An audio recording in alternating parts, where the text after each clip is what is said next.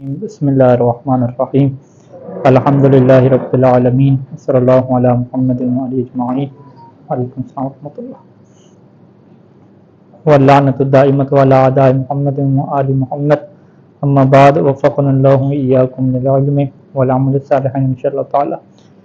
کل کا ایک مطلب رہ گیا تھا اس میں حتیٰ کی بحث میں کہ جو ساتھ متن تھا کہ لا للترتیب ہے کہ جو حتیٰ آتا ہے وہ ترتیب کے لیے جو ہے وہ نہیں آتا کہ آپ حتیٰ سے پہلے جو چیز ہے وہ پہلے نمبر پہ آئے اور حتیٰ کے بعد جو آ رہی ہے وہ دوسرے نمبر پہ آئے، تو ترتیب کے لیے جو ہے وہ اس کا استعمال نہیں ہوتا۔ فقط اس کا استعمال کس کے لیے ہے؟ انتہا کو بیان کرنے کے لیے ہے، جسے عربی میں کیا کہتے ہیں؟ غایت کہتے ہیں۔ انتہا کو بیان کرتا ہے اور کیا ہوتا ہے؟ تدریج ہوتی ہے، سٹیپ بائی سٹیپ کیا ہے نظام چلتا ہے۔ ترتیب کے لیے جو ہے وہ اس کا استعمال نہیں ہوتا۔ تو مصنف نے یہاں پہ یہ بیان کیا ہے کہ بعض ناویوں کا یہ گمان ہے کہ جس طریقے سے ثم اور فا جو ہے وہ ترتیب کا فائدہ دیتے ہیں، اسی طریقے سے جو حتیٰ ہے نا وہ بھی کیا ہے؟ ترتیب کا فائدہ دیتا ہے۔ لیکن مصنف نے کہا ہے کہ ان کی یہ بات جو ہے وہ رسول خدا صلی اللہ علیہ وآلہ وسلم کی ایک ہی حدیث سے جو ہے وہ رد ہو جاتی ہے کہ جس میں اللہ کے رسول نے جو ہے وہ حتیٰ کا لفظ استعمال کیا ہے، حتیٰ کے حرف کو، لیکن ترتیب کیا ہے وہاں پہ مقصود نہیں ہے۔ اور یہ حدیث وہ ہے کہ جس کی کل شرح میں کیا ہے کافی گفتگو چل نکلی کہ کل شیء بقضاء وقدر حتی العجز والکیس، کہ ہر چیز جو ہے وہ قضاء اور مقدر سے ہے، اس کا فیصلہ ہو چکا ہے، یہاں تک کہ انسان کا جو کیس یعنی ہوشیاری ہے اور ہوشیاری کی جو ضد ہے عاجز جو ہے وہ ہوشیار نہ ہونا، یہ دونوں جو ہیں یہ بھی کیا ہے؟ قضاء اور قدر سے ہیں۔ اب اگر یہاں پہ ترتیب بنائیں تو ترتیب کیسے بننی چاہیے کہ پہلے نمبر پہ قضاء اور قدر ہوتی ہے اور دوسرے نمبر پہ کیا ہے؟ یہ عاجز اور کیس آتا ہے، یعنی انسان کا نادان ہونا اور انسان کا ہوشیار ہونا یہ دوسرے نمبر پہ آتا ہے۔ تو مصنف نے کہا کہ یہ کوئی ترتیب کا معنی نہیں بنتا کہ اللہ نے جو ہے وہ مقدر کیا اور مقدر کرنے کے بعد جو ہے وہ انسان کے اندر کیا ہے یہ چیزیں آ رہی ہیں۔ تو مصنف کے مطابق یہ مقدر کرنے کے بعد نہیں آ رہی، بلکہ مقدر جس چیز کو کیا گیا ہے تو وہ ظاہر ہو رہی ہے، مقدر کرنے کے بعد اس چیز کا ظاہر ہونا اور ہے، اور آپ کہیں کہ اس میں باقاعدہ ترتیب چل رہی ہے وہ اور ہے۔ یہ ہم مصنف کی عبارت پڑھتے ہیں کہ ولا ترتیب بین القضاء والقدر وانما الترتیب ظہور المقضیات والمقدرات، کہ قضاء اور قدر کے درمیان ترتیب آپ بنا لیں کہ پہلے قضاء اور قدر ہوئی اور حتیٰ کے بعد کیا ہے؟ عاجز اور کیسا، یہ بعد میں آئی، کہتے ہیں یہ ترتیب کوئی نہیں ہے۔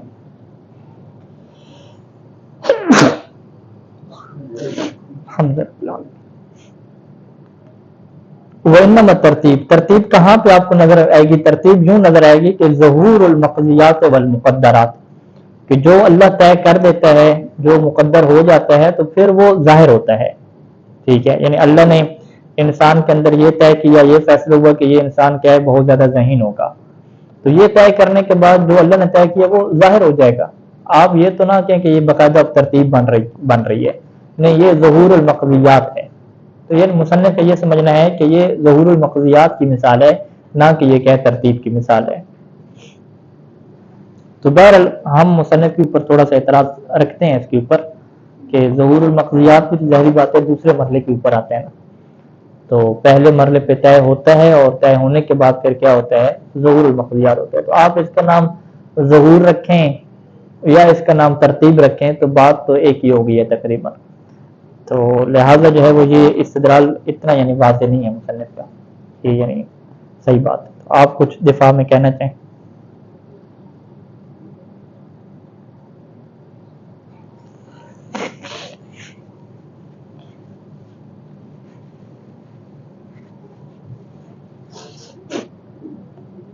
بہرحال تو یہ بحث جہاں پہ کیا مکمل ہم کرتے ہیں۔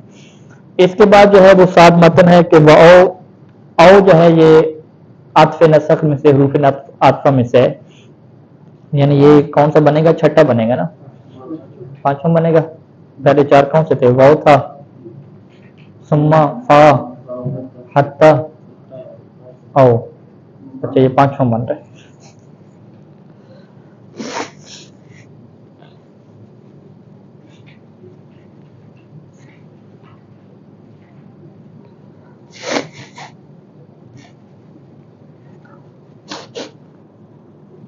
اچھا جی، وَأَوْ کے بارے میں جو ہے وہ مصنف نے یہ جو ہے وہ موقف اپنایا ہے ساتھ اس کے متن میں کہ لأحد شیئین اول اشیاء، لأحد شیئین اول اشیاء کا مطلب کیا بنتا ہے کہ دو چیزوں میں سے ایک یا چیزوں میں سے کوئی ایک، ٹھیک ہے جی. تو یہ کیا او کا معنی ہو گیا، یعنی کوئی ایک یا دو چیزوں میں سے کیا کوئی ایک. اس کا مطلب کیا ہے کہ او کا جو مطلب ہوتا ہے وہ یہ ہوتا ہے کہ چیزیں آپ کے پاس دو یا دو سے زیادہ ہوں گی تو آپ کا جو مقصود ہوگا ان میں سے فقط ایک ہوگا، سارے نہیں ہوں گے. ٹھیک ہے، جب تین چار چیزوں کا آپ نے ذکر کیا اور او لگایا تو اس او کو لگانے سے کے ذریعے سے آپ فقط ایک چیز کو چاہ رہے ہیں، سب کو کیا ہے نہیں چاہ رہے، جس کی کیا مثالیں بیان کریں گے. عطف واقعہ ہوگا کہاں پہ، کدھر؟ ہاں وہ عطف کا کام کر رہے. ٹھیک ہے، یعنی یا شیئین مراد ہیں یا اشیاء مراد ہیں، دو چیزوں میں سے ایک مراد ہوگی یا بہت ساری چیزوں میں سے کیا ایک مراد ہوگی.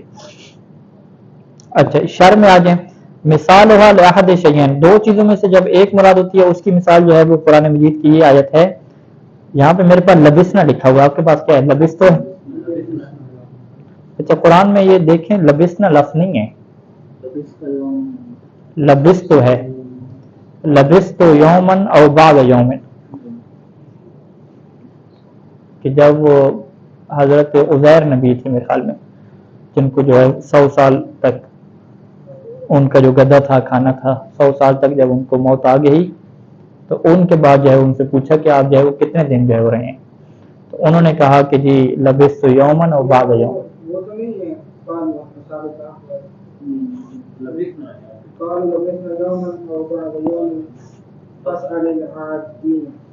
اس میں لبسنا ہے آپ کے پاس قرآن مجید کی آیت میں آگے لبس تو ہے، تو یہ لبس نے کس کی ہے پھر اصحاب کہف والی ہے.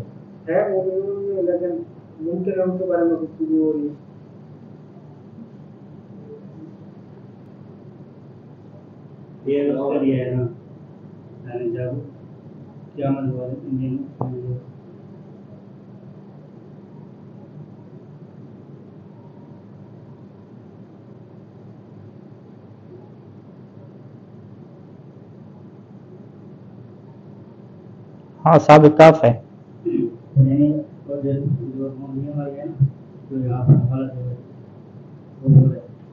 ہاں یہ سورہ کہف کی ہے، سورہ کہف کی آیت نمبر 19 ہے.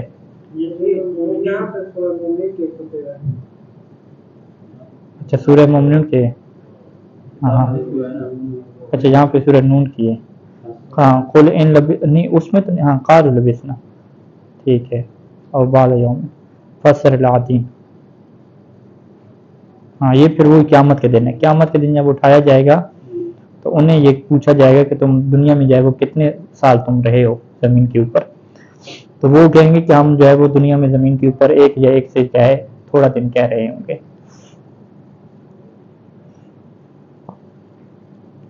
ٹھیک ہو گیا جی.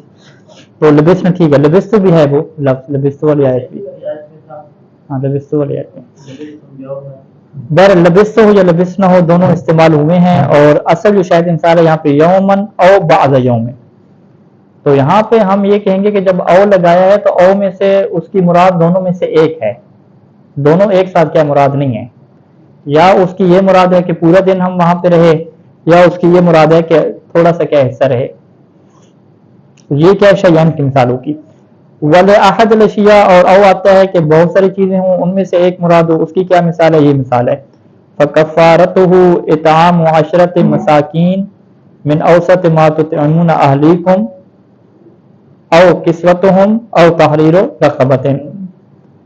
تو یہ وہ جو ہے وہ حنث یمین کا قسم توڑنے کا جو کفارہ ہے کہ اس کا کفارہ کیا ہے کہ 10 مسکینوں کو کھانا کھلاؤ، من اوسط ما تطعمون اہلیکم وہی اوسط مقدار کے جو تم اپنے گھر والوں کھلاتے ہو. او یا دوسرا آپشن کیا ہے کہ کسوتہم ان کو کپڑا دو، پہناؤ کپڑا. یا تیسرا آپشن کیا ہے کہ غلام کیا ہے آزاد کرو. تو اس کا مطلب کیا ہوا جی کہ ان تین میں سے ایک کیا ہے مراد ہے اللہ کی، تینوں کیا مراد نہیں ہے، یا تین میں سے ایک مراد تھی تو اس کی لفظ کیا ہے او کا استعمال کیا. वलिकौनिहा लिअहद शय्इन अविल अशियाए इम्तना युकाल, और चूंकि ये औ आता है अहद के लिए आता है ना, एक के लिए आता है, दो में से एक या बहुत सारी अशिया में से एक, तो इम्ताना युकाल, तो ये ममनू है कि आप ये वाला जुमला कहें सवाउन अलैया अकुमता औ क़अदता, कि मेरे ऊपर बराबर है कि तुम खड़े हो या तुम कहे बैठे हो। वो क्यों आप ऐसा कह सकते हैं, क्योंकि सवाउन में एक चीज नहीं होती, सवाउन में दोनों होती हैं। जब आप सवा कह रहे हैं कि बराबर है क्या मतलब कि आप ये वाली चीज नहीं है दूसरे नहीं, दोनों आपके लिए बराबर है ना, आपकी मुराद एक नहीं होती, आप कहें जो भी ले आओ, दो ले आओ, तीन ले आओ, सारी सारी मेरे पास बराबर है। और औ इस्तेमाल कर रहे हैं, हालांकि औ जो है वो दो तीन चीजों के लिए इकट्ठा इस्तेमाल नहीं होता, औ किसके लिए इस्तेमाल होता है, दो चीज में से एक के लिए इस्तेमाल होता है। तो गोया कि जब आप औ इस्तेमाल कर रहे हैं तो आप यूं कहना चाह रहे हैं कि ये एक चीज मेरे लिए क्या बराबर है, ठीक है, हालांकि एक चीज बराबर नहीं होती। सवाल का जब आप इस्तेमाल करते हैं आप कहते हैं ये वाली चीज हो या दूसरी चीज हो, दोनों क्या बराबर है। तो यहाँ पे जब दोनों को बराबर करना चाहते हो औ की जगह पे वाव का क्या इस्तेमाल करते, तो सवाउन अलैया अकुमता व क़अदता, या अम जो है वो आगे बयान करेंगे, अम का क्या यहाँ पे इस्तेमाल होता, अम क़अदता। तो ये मिसाल क्यों कहना गलत है सवाउन, क्योंकि लिअन्न सवा ला बुद्द फ़ीहा मिन शय्इन, क्योंकि सवा में क्या है दो चीजें होना जरूरी है, तब तो आप दोनों को बराबर करार देंगे ना, एक चीज तो आपस में बराबर नहीं होती, दो चीजें आप रखेंगे तो दोनों बराबर कर देंगे। लन्ना का ला तकुल, क्योंकि दो चीजें अगर ना हो एक चीज हो तो आप ये नहीं कह सकते कि सवाउन अलैया हाज़ा शै, कि ये एक चीज मेरे लिए क्या बराबर है, ये कह ही नहीं सकते। जब आप बराबरी की बात कर रहे हैं तो दो या तीन चीजें हों कि जिनको आप आपस में तकाबुल करें और उन सबको क्या है अपने ऊपर बराबर कर दें। तो लिहाजा औ के साथ जो है वो सवा का इस्तेमाल नहीं हो सकता, वजह क्योंकि औ जो है वो दो चीजों में से एक के लिए आता है या दो से ज्यादा चीजों में से एक के लिए आता है, जबकि सवा क्या है वो दो चीजों के लिए आता है। अच्छा, ये जो है वो एक इसका माना बयान किया, वलहा अरबत मानिन, और इसके जो है वो इसके अलावा चार क्या है और भी माने होते हैं, किसके जी, औ के। मानयान बाद तलब, एक तो जो है वो तलब के बाद जब इसको इस्तेमाल करेंगे, पहले अमर यानी अमर के बाद जो है वो इस औ का इस्तेमाल कर रहे हैं, तो उसके दो माने होते हैं, कभी तखयीर का माना होता है और कभी क्या इबाहा का माना होता है। तखयीर यानी दोनों में से एक आप अंजाम दे लो, तो हुक्म दिया जा रहा है कि दो में से एक को क्या अंजाम दो। इबाहा क्या मतलब कि आपके लिए दो में से एक क्या मुबाह है, बल्कि दोनों के दोनों क्या मुबाह है, ठीक है, ये चीज मिसाल से वाज़ेह होगी। वो मानयान बादल खबर है, और खबर के बाद जब औ का इस्तेमाल करते हैं तो इसके वहां पे भी दो माने होते हैं, और वो दो माने क्या है कि कभी शक होगा माना, कभी तशकीक होगा। शक और तशकीक में क्या फर्क है कि शक पहले से पड़ा हुआ होता है और तशकीक क्या है, शक डाला जाता है। तो शक डालने के लिए भी औ का इस्तेमाल होता है, या शक को तो वहां पे क्या इस्तेमाल होता है, पहले ही शक को। अच्छा, सबसे पहली मिसाल लेकर आते हैं कि तलब के बाद औ का इस्तेमाल हो तो वहां पे कैसे जो है वो दो माने हमारे सामने आते हैं। फमिसाल वाली तखयीर है, तखयीर की मिसाल है कि तज़व्वज हिंदन और उख्तहा, तज़व्वज क्या होगा, तलब हो गया ना, फिर अमर हो गया कि तुम शादी करो हिंद से या क्या उसकी बहन से, और क्या हो गया, अहद शय्यन के लिए हो गया, और यहाँ पे क्या है कि तलब किया जा रहा है, ठीक है जी। और यहाँ पे तलब है, और तलब भी किस में है, तखयीर में है, तलब के बाद इस्तेमाल हुआ ना, तलब के बाद जब इस्तेमाल हुआ तो उससे क्या है, इख्तियार दिया जा रहा है कि तुम्हारे पास इख्तियार है कि तुम या हिंद से शादी करो या उसकी बहन से शादी करो। तो इसका मतलब क्या हुआ, हो गया कि तज़व्वुज के बाद जो औ इस्तेमाल हुआ है उसने अगले को क्या दे दिया, इख्तियार दे दिया, ऑप्शन दे दिया कि दो में से एक को क्या तुम ले लो, ठीक है।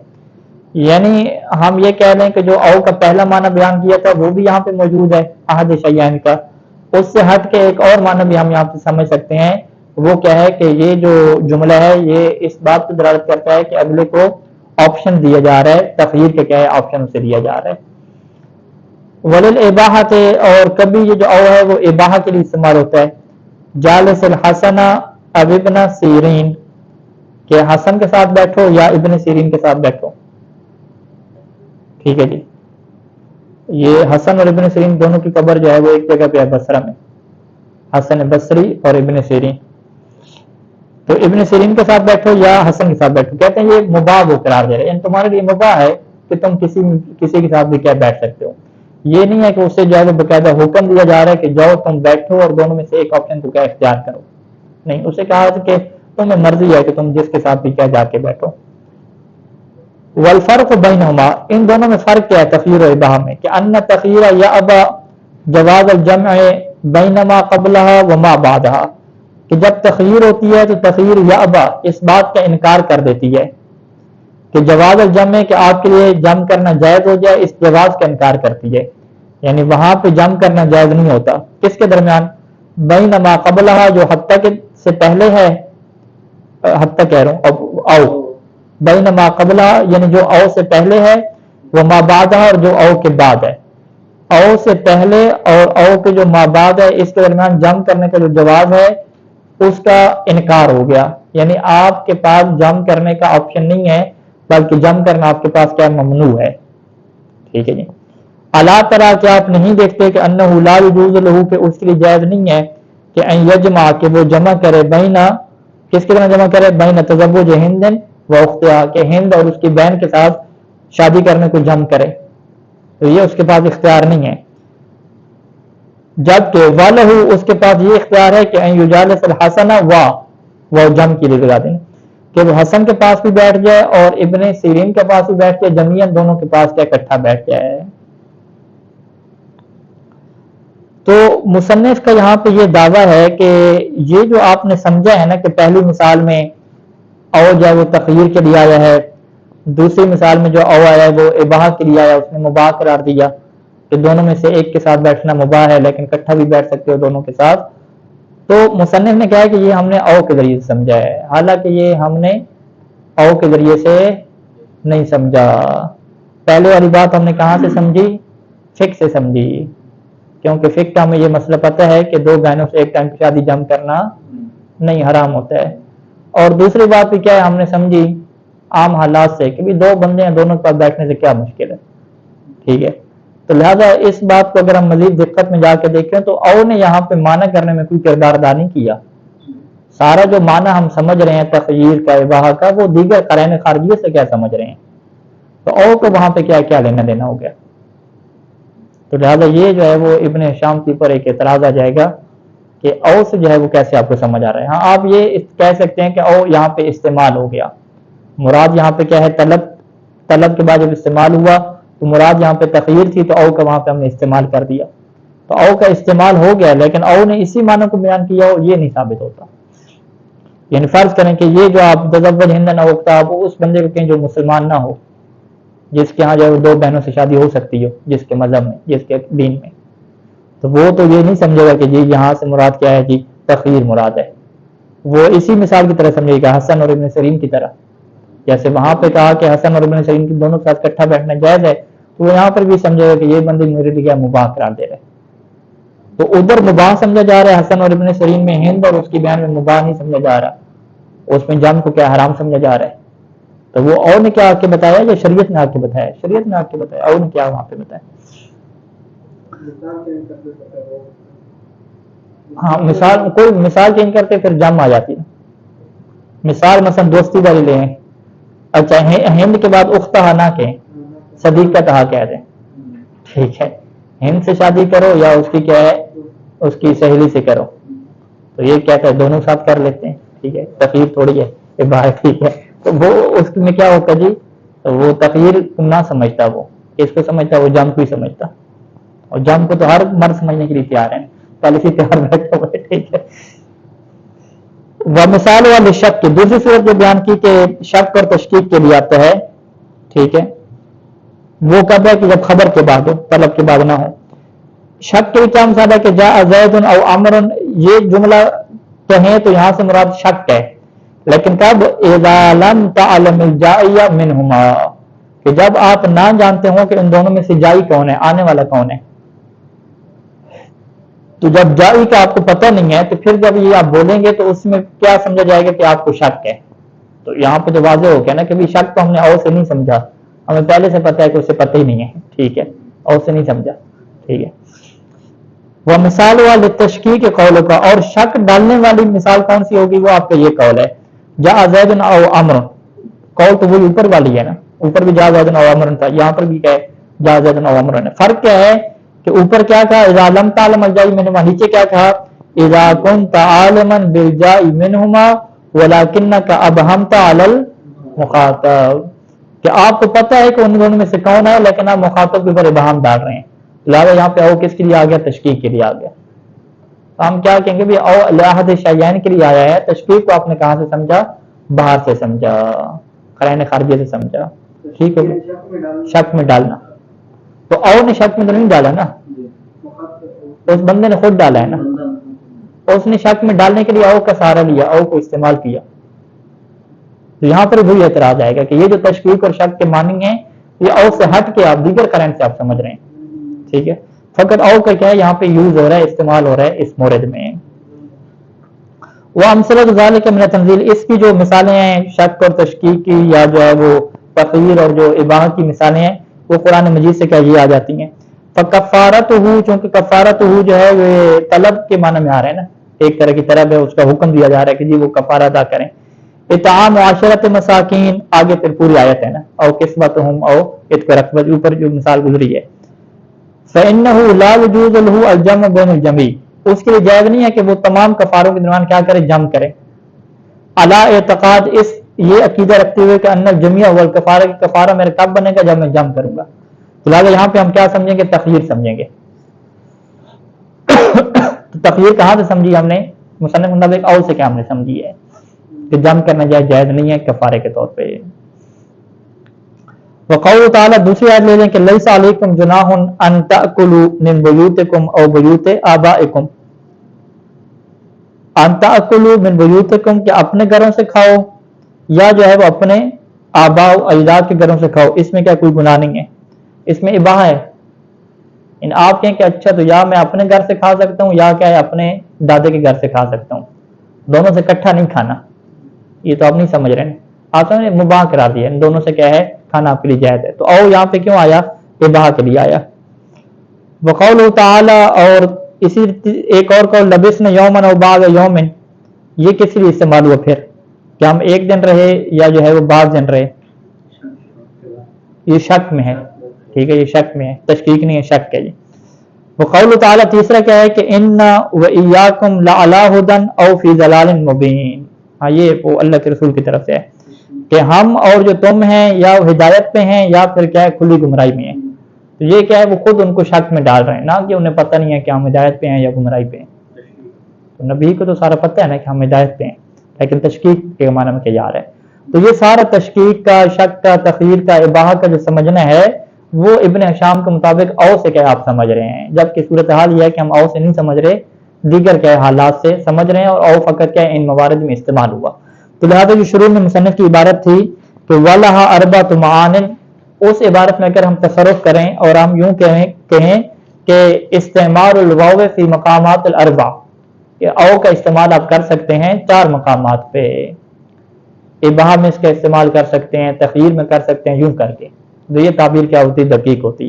لیکن اب جب آپ کہتے ہیں نا کہ او کے یہ 4 معنی بنتے ہیں تو وہ او کے معنی نہیں بنتے 4. او کا تو ایک ہی معنی ہے، احد الشیئین او الاشیاء، بس یہ اس کا معنی ہے. باقی یہ جو چیزیں آپ سمجھ رہے ہیں یہ اس کے موارد ہیں، استعمال کے کیا ہے موارد اور مقامات ہیں. صلی اللہ علی محمد و آلہ اجمعین.